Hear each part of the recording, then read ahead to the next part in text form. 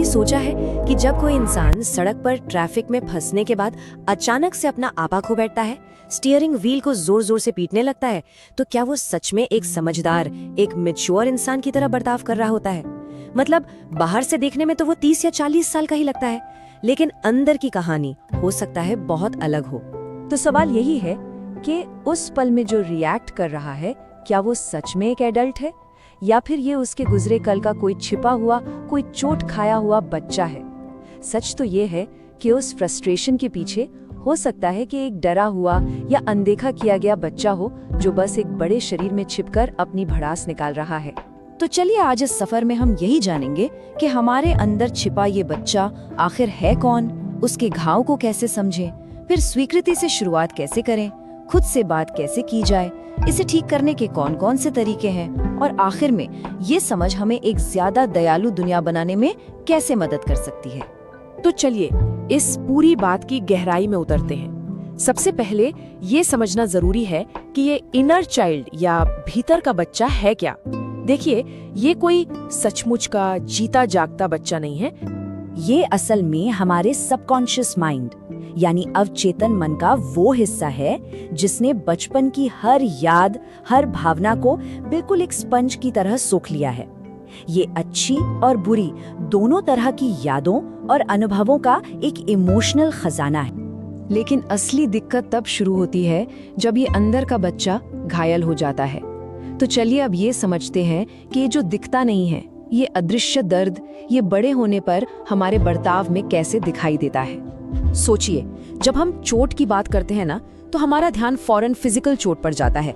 हड्डी टूटे तो एक्सरे में साफ साफ दिख जाती है, उसका इलाज भी हो जाता है।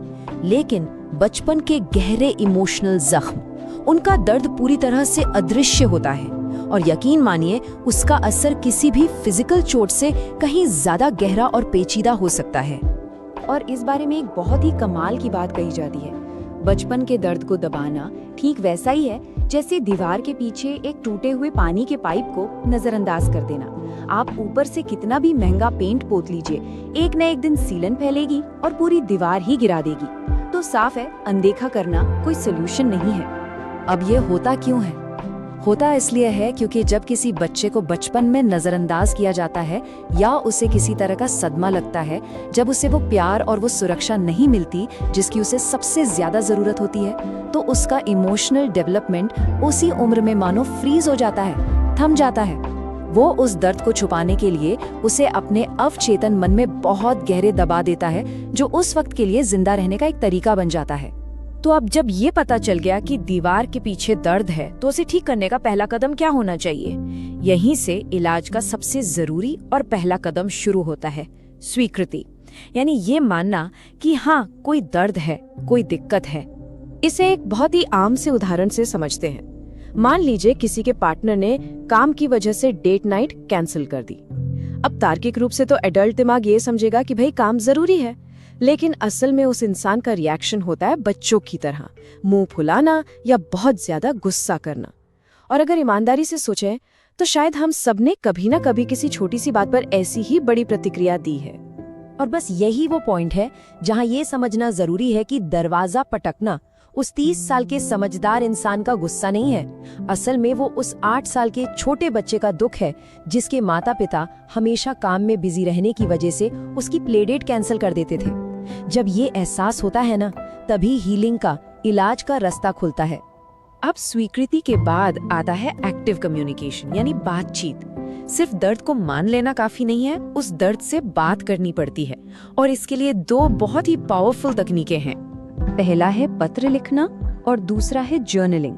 देखिए, पत्र लिखने में आप एक अडल्ट के रूप में अपने अंदर के बच्चे को खत लिखते हैं, जबकि जर्नलिंग में आप उस बच्चे के नजरिए से लिखते हैं। दोनों का मकसद अलग है।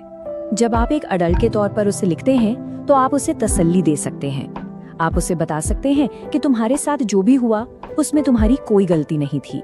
आप एक नया पर्सपेक्टिव, एक नया नजरिया दे सकते हैं। जैसे शायद तुम्हें धमकाने वाला तुम्हारा बड़ा भाई खुद स्कूल में भयानक बुलिंग का शिकार था। ये बातचीत दर्द को एक नया मतलब दे देती है।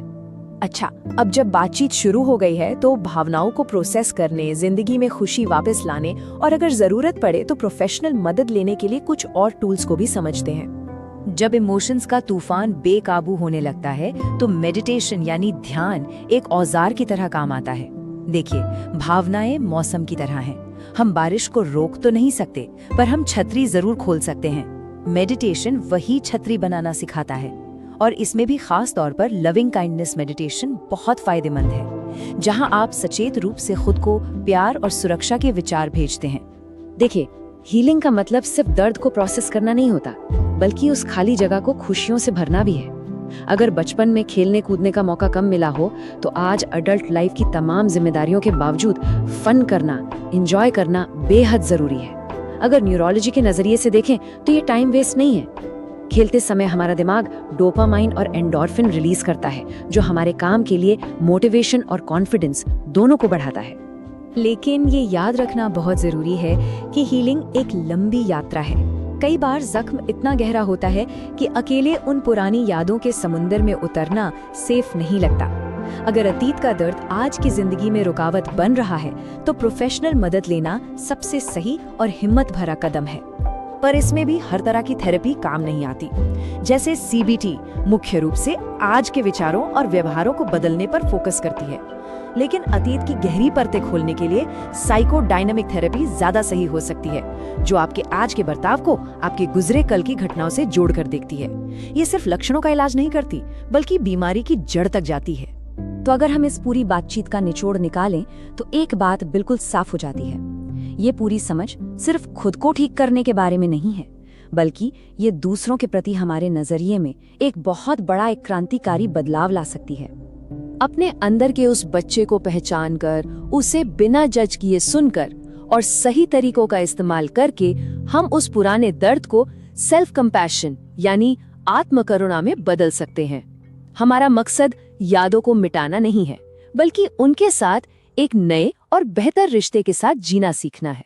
और जब हम खुद के प्रति दयालु होना सीख जाते हैं ना, तो हम दूसरों को भी एक नए नजरिए से देखने लगते हैं।